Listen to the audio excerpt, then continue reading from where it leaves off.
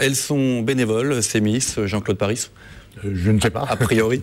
Je rappelle que vous êtes président de France Bénévolat, Montpellier Héros, et que vous organisez un speed dating, une deuxième édition, ce vendredi 19 novembre de 14h à 19h. Ça va se passer à la Maison de la Démocratie, rue de la République à Montpellier. L'objectif de ce speed dating? Alors l'objectif, c'est de mettre en relation de futurs bénévoles avec 24 associations qui seront présentes, de leur permettre donc de rencontrer plusieurs associations, de faire leur choix, de les connaître, et ensuite de les rejoindre éventuellement, ce que nous espérons.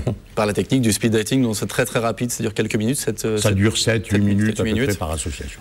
Alors rappelez-nous le rôle de votre association France Bénévolat Montpellier Héros. Alors France Bénévolat Montpellier Héros, nous recevons des bénévoles, nous discutons avec eux pendant une demi-heure, 3/4 d'heure, ensuite nous les orientons vers une association qu'ils ont choisie, et avec le temps qu'ils peuvent y mettre. Ensuite, nous les envoyons vers ces associations de manière à les étoffer, parce que ces associations ont besoin de beaucoup de bénévoles. C'est un travail de coordination de toute l'offre de bénévolat, c'est cela? Exactement, c'est un travail de coordination. Alors, est-ce que c'est de plus en plus compliqué? On l'entend souvent au niveau des associations, que c'est de plus en plus compliqué pour elles de recruter ces bénévoles. Est-ce que c'est le cas? Est-ce que vous remarquez aussi ce phénomène? Oui, c'est vrai que c'est compliqué. Et justement, on essaye, par notre intermédiaire, de leur en fournir le plus possible. Bien entendu, si on pouvait en avoir plus, ce serait bien. On en reçoit en gros 350 par an.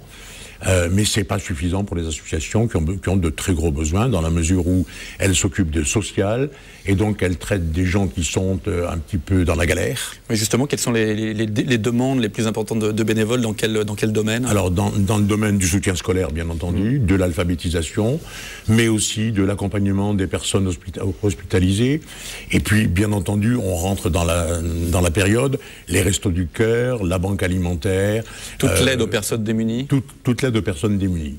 Alors, est-ce qu'il y a un profil type du bénévole en 2010 Je ne crois pas qu'il y ait de profil du bénévole en 2010. Ce que l'on constate, c'est que, mais c'est Montpellier est particulier, c'est que le gros de nos bénévoles sont des étudiants.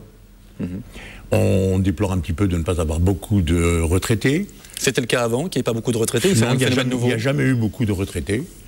Par contre, il y a des gens qui travaillent et qui viennent donner de leur temps en plus, et puis surtout des gens qui sont en recherche d'emploi, et par ce biais-là, ça leur permet de se resocialiser, et donc d'avoir des horaires à respecter, s'intégrer à une équipe. Un cadre? Un cadre, voilà.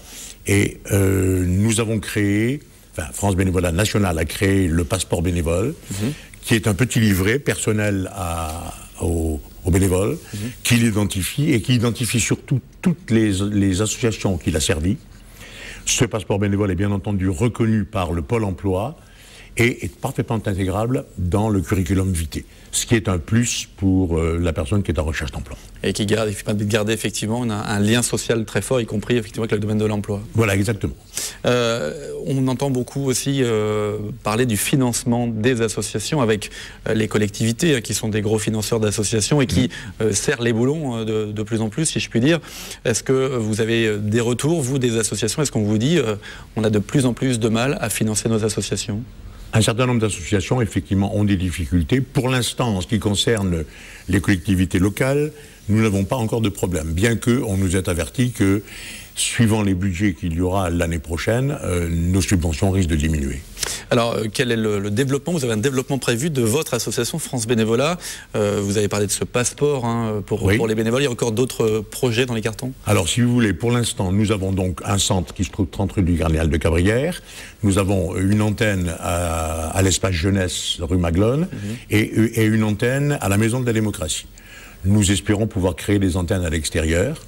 Et de toute façon, le projet de 2011, c'est d'aller dans tous les lycées et dans toutes les universités, ainsi que dans les grandes écoles, pour essayer de promouvoir le bénévolat et de susciter des vocations, en espérant qu'on y arrivera. À France Bénévolat, il y a combien de bénévoles? Actuellement, nous avons 14 bénévoles. D'accord. Qui font de l'accueil. Que vous avez vous-même recruté? Ah oui, oui, heureusement. Alors, merci en tout cas d'être venu nous en parler.